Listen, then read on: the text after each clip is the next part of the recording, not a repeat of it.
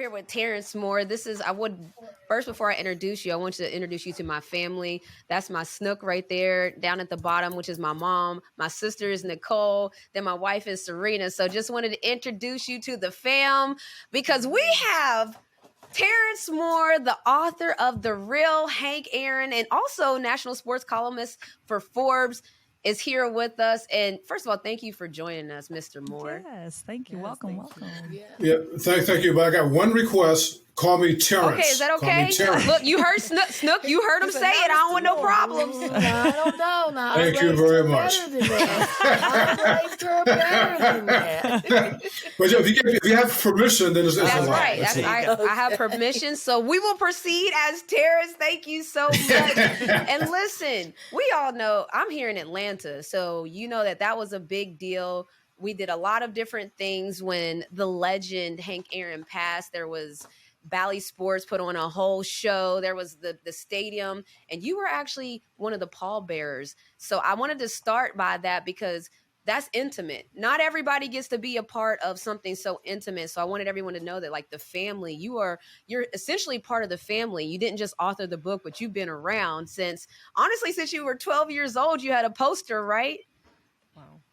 It's right here. That's the one? Matter of fact, that's it. Oh, wow. 12 years old, and I'm a little bit older than you guys. I got this back in 1968, and it's in perfect condition. So I went from being that 12-year-old baseball fan, Hank Aaron fan, in 1968 to actually I was an honorary pallbearer in January 2021 when Hank died. So my book is about, just like in the black church when people die, you have ministers talk about, you look at the tombstone. You got the birth date, you got the death date, you got that dash in between.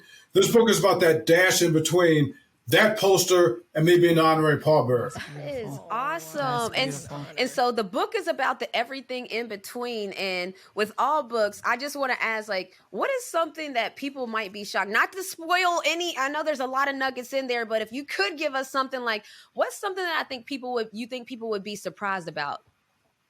Renee, how much time do you got? We got all the time you need. Listen. I am not saying this just to sell books, although I am.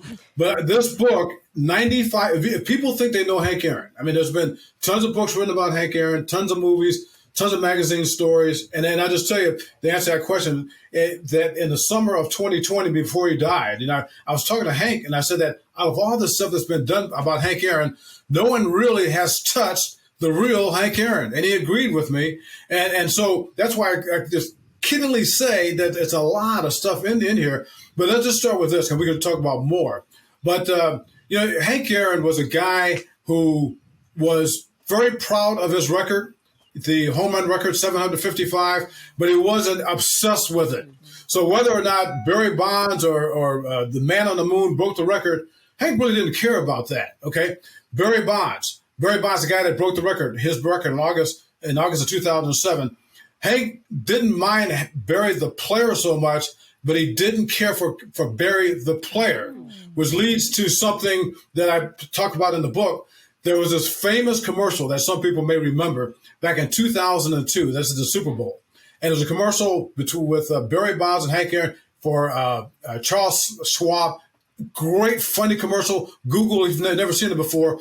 That commercial almost didn't happen because months before it happened, Hank called me up right here in this room, and he said, hey, they want me to do this commercial, but I'm not going to do it. And he didn't elaborate at the time. And I knew, talking to Hank, I knew he was just going to get back to what he was talking about. So a few weeks went by, and then he calls me back, and he said, Terrence, I decided to do the commercial. And I said, why did you change your mind? He said, because they said if I do this commercial with Barry Bonds, they guaranteed that I don't have to be in the same room with him at any time. That tells you what he thought about Barry Bonds. Wow. So that is interesting. People will be shocked and surprised to hear that. Yes. So I'm curious, with all the things that have been written, I've seen a lot of stuff. Why do you think that people haven't been able to get to the real Hank Aaron? Where's the disconnect happening? Oh, that's a great question. And a lot of it has to do with Hank Aaron. Hank Aaron was a very, very private person. And, and for a guy that was so approachable, which he was, he may have been, I was like Renee, the most approachable superstar that you can find on the face of the earth, but at the same time, Hank, if Hank could go days, weeks, and months and not talk to anybody except his family and close friends, he would be good with that too. Oh, wow. So, You remind me of Renee. yeah. My kind of person. So that in a nutshell is what we're talking about. And that's why I feel so blessed. And I call myself in the book the Hank Aaron Whisperer, because he would talk to me when he wouldn't talk to anybody else. For instance, the Barry Bonds thing. Barry Bonds broke his record in August of 2007. The year leading up to that point, I was the only reporter that he would talk to. So I became very popular. And so everybody else was just shut out, partly because of the privacy and partly because he didn't want to be reminded anymore of his Babe Ruth chase back in the early 70s, which was horrific for him. That affected Hank more than people ever will realize. I mean, he was very traumatized by that. And by talking about Barry Bonds going for his record, that reminded him of those old tapes. Goodness. And it took that long for somebody to break his record until 2007. That's incredible. That's amazing. It really That's is. amazing. So we're talking about his legacy, and he was a private person, and you hit on the real Hank Aaron. If Hank Aaron, so there's a lot of talk around baseball right now and changing the rules and different things like that. I don't know if you've talked to him about it or not, but are there any certain rules in baseball at the time that he knew, did he foreshadow any of this becoming a problem? Well, I want to tell you the biggest thing that he foreshadowed being the problem. But I want to start with this. Hank Aaron loved baseball. Just loved it. I mean, he was like, matter of fact, he died at 86, and even in his latter years, he got to the point where he was adjusting to the times, and I would encounter him and he'd be watching a game on his computer. He was just that, very good at watching baseball. So to answer your question, the thing that really bothered him about baseball was not so much on the field as far as those type of things. It was what was happening with blacks in baseball. And this is a very deep subject because this also ties into when Hank and I first got together back in 1982. And I'll set it up this way. In 82, I was a columnist for the San Francisco Examiner. And I discovered that something weird was happening in baseball where the numbers were dropping. See if this sounds familiar, okay? In 1982, and matter of fact, let's jump ahead of the story. Right now in Major League Baseball, the number of African Americans percentage in Major League Baseball is 7%. So in 1982, when I was alarmed by the drop of the number of blacks in baseball, it was 19%. Wow. Okay, That's a huge drop. so I wanted and I wanted to see what was going on here, with that kind of stuff. And I had enlightened editors back then, and they just told me to take some time off. But anyway, in a nutshell. Wait a minute. Yeah, right. Okay, well, that could be dangerous to tell a sports writer that. But anyway, in the mid 1970s, that was the peak of African Americans in baseball as far as percentage wise. It was 25%, had dropped to 19% in 82. So I was like, what's going on here? Okay. And then I started talking to black players, white players, management people, scouts, everybody in baseball.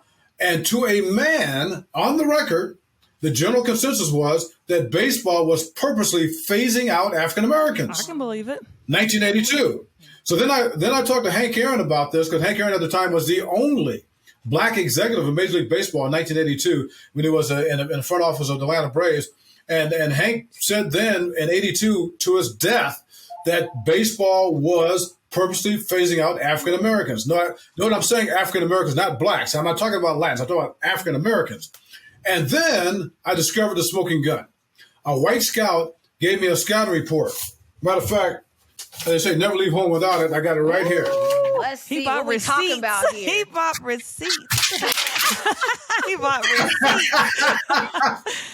This is from 1982, and you probably can see it a little bit. There's a slot for race on the scouting report, computerized scouting report. The NFL didn't have it. The NBA didn't have it. Only Major League Baseball. I confronted then Commissioner Bowie Kuhn. I called him up, and I set Bowie Kuhn up. Working in San Francisco, called him in New York. And after some chit chat, I said, Mr. Commissioner, is Major League Baseball phasing out African Americans? Again, this is back in 1982. And of course, he said, of course not. That's ludicrous. So then I said, okay, is there anything on your computerized scouting reports that would say otherwise? And Bowie Kuhn, the Commissioner of Baseball, said, no, absolutely not. And then he caught himself. He remembered he's a lawyer. Then he said, well, not that I know of. Not that I know of. So that's when I faxed him that copy of the scouting report, and then all hell broke loose. 26 major league teams at the time, they immediately told them to stop the practice, which tells you they knew what was going on. Okay. And so the next question people are going to ask, and I know, and I've been answering this for 40 years because I'm the only person in America that writes about this or talks about this, because everybody else goes by the myth, which is a myth, that the reason African Americans don't like baseball because they prefer football and basketball. No, we've been conditioned to think that way. Okay, that is not true. All right. So what I've been pointing out for the last 40 years, when I get the counter of this, and primarily from white media, and I do ESPN, I do MSNBC, I do CNN, NFL, I do everything, and the pushback I always get. And I remember I was doing a Jim Rome show. I used to do that for 5 years. And somebody came back and they said that, well, that doesn't make any sense. Why would baseball do that? They want the best players. Well, I'm going to tell you why baseball did this. And I told you this was not going to be a short answer. Okay. Back in April 15th, 1947, when Jackie Robinson broke the color barrier, okay, people get this wrong. And Hank used to talk about this all the time. Jackie Robinson did not prove that blacks could play baseball. Baseball already knew that. Baseball was terrified that blacks could play baseball. They already knew that because of Negro leagues.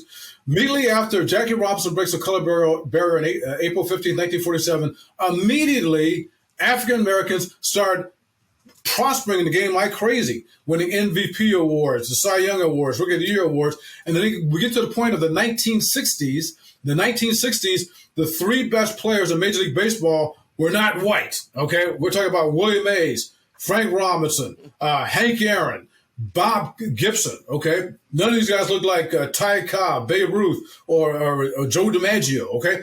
Then we get to the 70s, the greatest team in the history of baseball. I grew up as a diehard Big Red Machine fan in Cincinnati, was that Big Red Machine team, okay? That won more games than any team in the 70s, 2 world championships. Guess what? Their starting lineup was all black except for 2 players, Pete Rose and Johnny Bench. Then it gets even better than this, okay? Or worse if you're Major League Baseball. Mid-1970s, the Pittsburgh Pirates did something that hasn't been done before or since. They fielded an all-black baseball team. Wow. Then you got the 1971 All-Star Game, baseball. Both starting pitchers were black. The most valuable player of that game, Frank Robinson, was black. The most outstanding player was Reggie Jackson. This is in Detroit. Hits the light tower, this mammoth home run. He was black. So I'm saying all this to say, to tie it all together, if you're Major League Baseball and the people who think that way, it's like, oh my goodness, they're taking over the game. We got to do something. Oh, and that's when we start seeing that race on the scouting reports. Wow. And so I'm shocked and not shocked all at the same time. Right. Let me just say, just say that. But to me, they stopped doing it, right? Makes a lot of sense, actually. Yeah, it makes a lot of sense. Mm-hmm. And then since they've stopped doing it, has the uptick gone back up or so what's the problem there? It's just been on the decline since then. Well, what it is, and again, and let me say this. One of my favorite sayings I tell my mentees and just people in general. I'm also a Sunday school teacher. I'm always a Sunday school teacher, and I always tell my Sunday school kids, I teach teenagers and everybody else that everything's the same. Everything's the same. Everything's a microcosm of everything else. Everything we're talking about in baseball applies to all aspects of sports. I'm talking about in a negative way when it comes to African Americans, and it applies to society. It's all the same, okay? So just because, and you guys probably should know where I'm going before I get too far into this, just because Major League Baseball decided to take the race off the scouting report, that doesn't mean they still weren't doing ways to phase out African Americans. They just found out different ways to do it. That's what they were subtle. That we might not notice. Yeah. That's exactly right. And so the term America's pastime is like, what do you think that means to MLB? Well, I mean, obviously it means to a lot of people the great white pastime. Because again, you look at this period, and this goes back to something else that I write about in my book that Hank talks about. And like I told you before, 95% of this book is stuff that's never been said before about Hank Aaron. Hank was a pleasantly radical person, contrary to this image of just being this docile guy. I mean, Hank was very much a civil rights person as Rosa Parks and Muhammad Ali and LeBron James before LeBron James. Okay. And so one of the things we talked about quite a bit was that Babe Ruth was one of the biggest, I want to call him a fraud, but that might be too much of a word, but pretty close as far as his image is concerned, because everything prior to April 15, 1947, when Jackie Robinson broke the color barrier, you could put an asterisk by. Because prior to that, they weren't playing the best competition. They were playing just white players. So a huge hunk of Major League Baseball history, professional baseball started in 1869.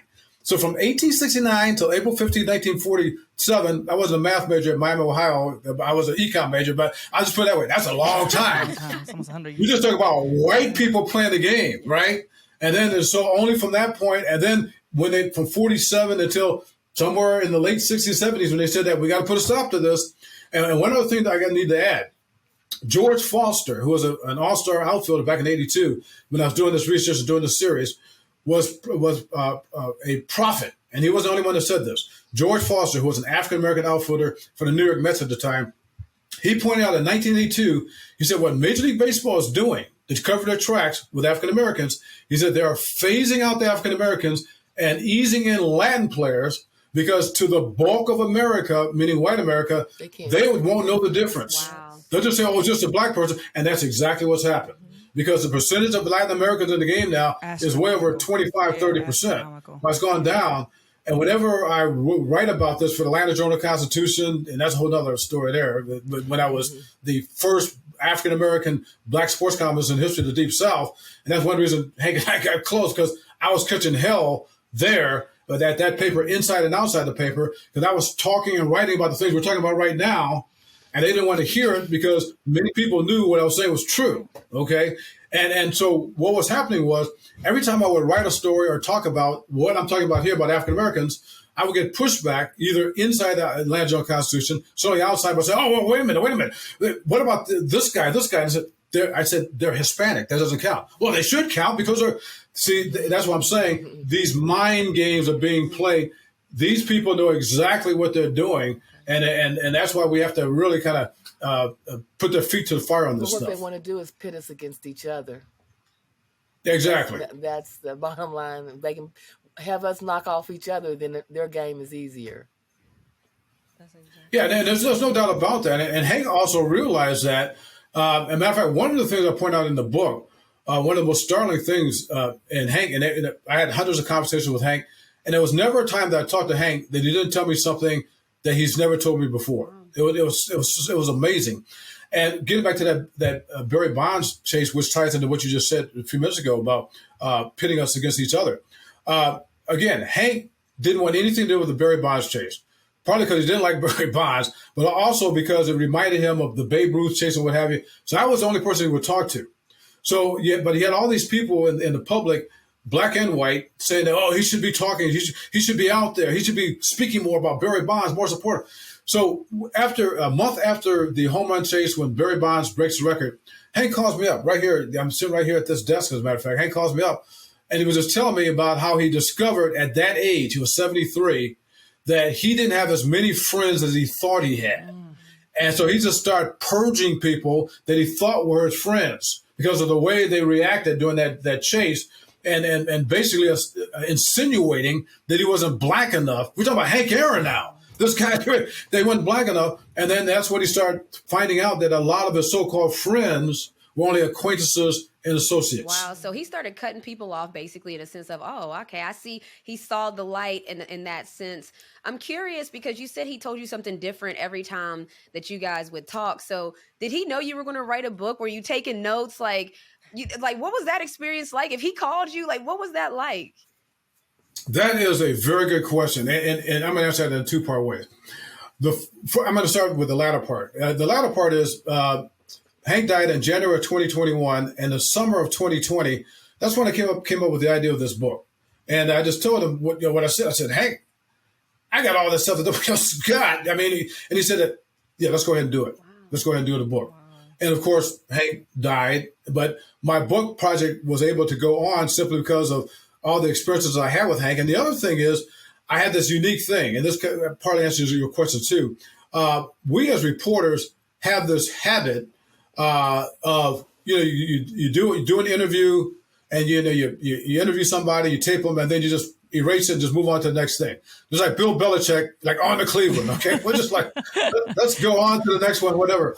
So it was like the early 1990s, and I was just sitting here and I was listening to Hank tape, and I was like, why am I erasing these tapes? This is Hank Aaron. Right. And I just started saving these things. And so one of the things I'm doing now is NFTs. I'm turning a lot of these things into NFTs. And for those who don't know, Google if you don't know what NFT is. We talk a lot about it. Y'all better have an idea. NFTs all the time. Yes. Yeah. Right. So people can can own a piece of these sound bites and what have you. So yes, I mean he knew what was going on. And matter of fact, as recently as right before his death, because that's why I was telling him what I had and what I wanted to do. So he was just perfectly fine with it. So he gave you your blessings. That's not perfectly fine. That's I mean, beautiful. He basically gave you his blessings, which we kind of could have assumed he would. If you were the only person he was going to talk to, then you're pretty much the only person that can tell his story. That's beautiful. I want to know about these NFTs, though. You're not going to just drop little nuggets on us and think we're going to pass by them. We have real sound of Hank Aaron that might be in these NFTs, like real sound bites. Like, tell me about, like, what is going on? Well, you will definitely have real sound bites. I already got a company in New York, and we're in the beginning stages. So as time goes on, you got to have me back on your show to talk about it. Absolutely. We're still in the early stages of it, but we're making great progress, and it's going to be awesome. As a matter of fact, the New York company came here to my house, and they went through my archives, and we're talking about hours, 10, 15 hours of Hank Aaron, and they've already got the sound bites picked out, and now we're waiting to go to that next stage. Wow. Well, listen, I'm going to be on that exact moment. You didn't even Yes, there you go. Yes. Like there was a reason. Yes. Now, Mr. Moore, with all of this research. No, Terrence. You're like, Mr. Moore is my dad.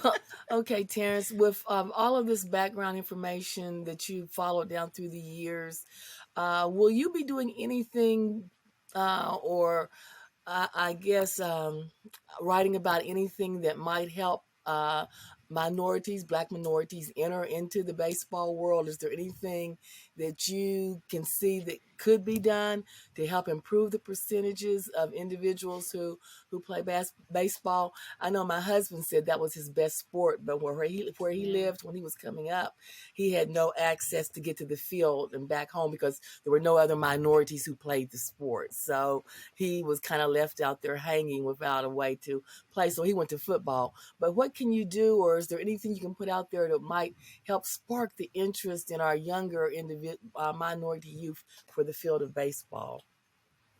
Yeah, first of all, and I would say this, and without contradiction, I've been a professional sports journalist for 45 years, and I can guarantee you that nobody on the face of the earth has written more about this subject than me.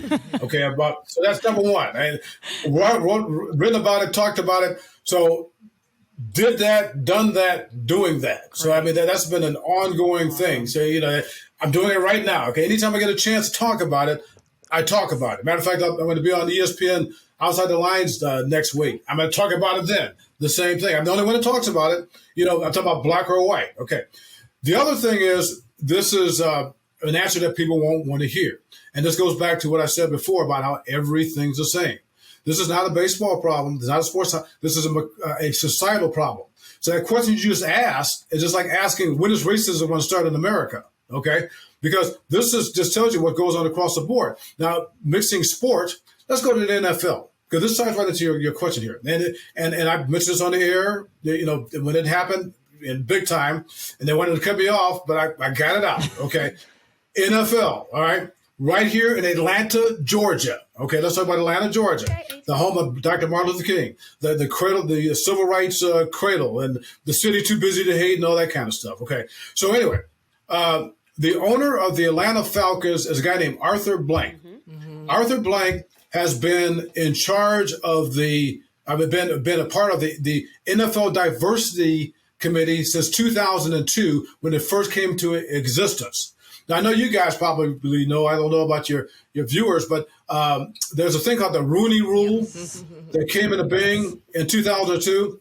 And in a nutshell, what the Rooney Rule says that to try to get teams to hire African American head coaches. In other words, spoiler alert, they're not hiring African American head coaches. In order to get them to hire them, the Rooney Rule was supposed to help them do this by forcing teams to interview at least one black candidate and then just go from there.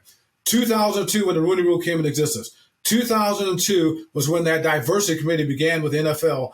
One of the first persons on that committee was Arthur Blank, the owner of the Atlanta Falcons. I've set this up for something, so follow me on this. Okay. Got you.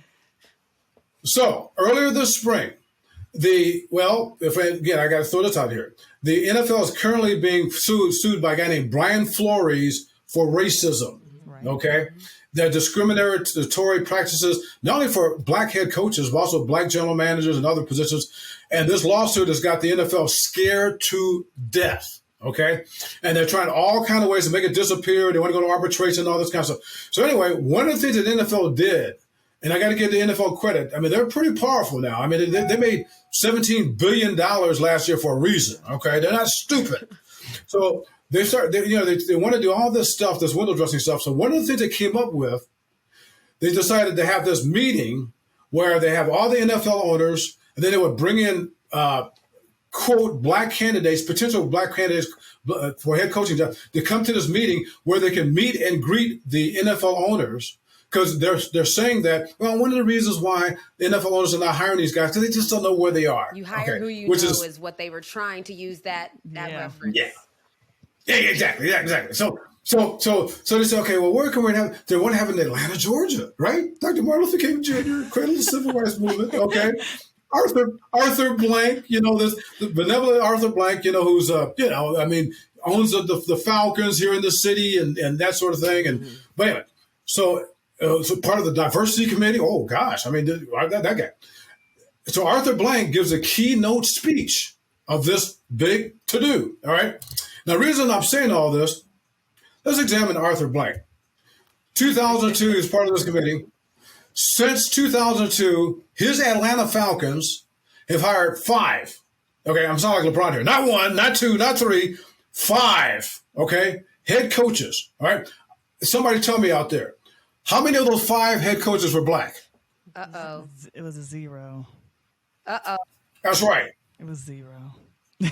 So that's a long way to say, go back to answer your question about baseball or whatever, and that's how everything's the same. That's what we get. Okay. We get this window dressing stuff. We get this stuff that makes it look like something's happening when it's not. And we as a society, that's black and white, we got to stop falling for this. Okay. Stop falling for the games. All right. And let's see what exactly was happening here. So they have all of this stuff, and still nothing was happening. Right. No, we back where we started. You said something that now really resonates in a sense of everything is connected to everything. Like that. Yeah. That is pretty much the everything going on right now. Let's make up something that looks good, but is it effective more so? That's where we have to get to the effectiveness. Honestly, that's kind of how I ended up in ownership as well, in a sense of during that time frame, everyone was talking about, why aren't there enough black coaches in the NBA and NFL? The NBA has really turned up since they got put to the fire and people started to say the NBA name alongside the NFL. The NBA looked like they took offense to that. Like, I took that personally. Like, I think I took that personally because since the NBA has been in even that 2-year span, we see that I think almost half of the NBA coaches now are black. Exactly half. Yeah. And so I think that is, when you talk about us putting our people's foot to the fire and we have to get answers, I think the NBA answered the call, but the NFL, we're still trying to figure it out. The WNBA, I think, above and beyond leads the charge in all of those things. Even with our team, if you want to talk about ATL, the city of MLK, well, if you want to look at an example, people need to look at the Atlanta dream of what that could look like, because that's what we're trying to do there. We have Tanisha Wright. She's not only a black coach, but she's a former WNBA player, and I think that matters as well because she's a part of the game. So, I'm just curious. Yeah, and even also, just to add to that point, when Renee became an owner, we didn't even know the league, the WNBA has been in existence for 26 years. We didn't even know that she was one of the first, if not, well, we didn't know that she was the first former player turned executive and one of the first players to even turn owner. So that was mind blowing, that in the whole existence of the league, that she is one of the first. Just going back to that point of where, you know, all these things that we're putting into existence and to create change, are they actually creating change? You know, are people putting action behind those words?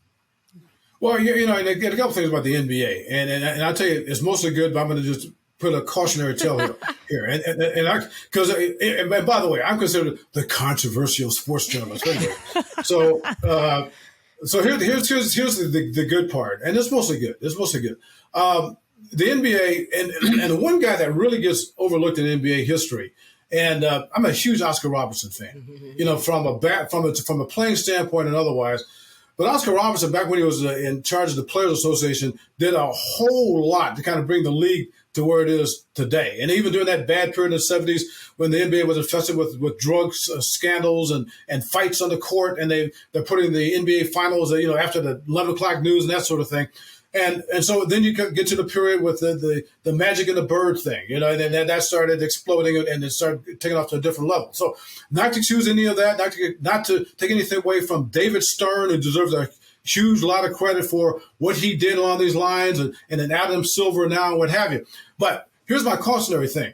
The one thing I think people have to be careful of, and again, you got to think in the mindset, unfortunately, of the way people who don't think like us, and I'm talking about black and white, okay, about things. Now the NBA is sort of like a crutch that people can use to say that, what are you complaining about what's going on in the NFL? What are you complaining about what's going on in the Major League? Now, I'm not talking about us. I'm talking about the people with sinister motives. Following you. What's going on in the NFL? Look at me. Look at the NBA. It's almost what they're saying is, you people, you've got the NBA. What are you complaining about? Yeah. You know, you don't need any of that. So that's my only thing where I just put that little. So we only get one. Cautionary Yeah, Mr. they're Terrence, like, you do we can't only have it get all. one? You can't have it all. You got to look. That's what they're telling us. It's Yeah. like, Because not just the pros, look at colleges. Yeah. Same way. There's no college black football coaches, hardly at all. Okay, got a few in college basketball, but not as many as you used to. So the only sport that's really doing it is the NBA, which is to be commended, and the WNBA. That's good, but just be careful of listening to these people. I mean, it just kind of reminded me of something. This is a little bit off subject, but ties right in. It just popped in my head. Woody Hayes. You guys probably never heard of Woody Hayes. You've heard of Woody Hayes? Yeah.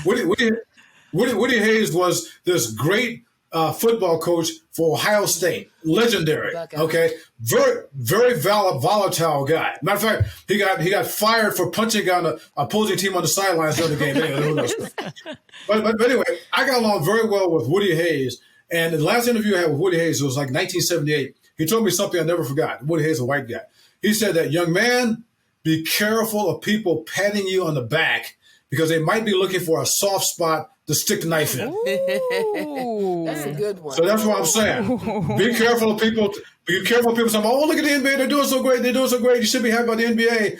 And now at the same time, they're doing all this other stuff with Major League Baseball, NFL, and what have you. Just saying. Yeah, you're right. You're I right. completely understand what you're saying. It's almost like we almost can't just be satisfied with what we have right here. Is kind of, that's why they say the marathon continues. That's shouts to Nipsey Hussle. That's why they say the marathon continues. But Mr. Terrence, we're gonna have to have you come back. Yes. I mean, look, I know that Is that it? Is that it? Oh my gosh! I thought we were just getting started. Oh, anyway. Yeah. I wanted to hear all the stories, but again, The Real Hank Aaron, an intimate look at the life and legacy of the home run king, written by Mr. Terence Moore. Please go get you a copy wherever you can get one. They're everywhere. Please hold it up. Let us see. Let's take a good look at it.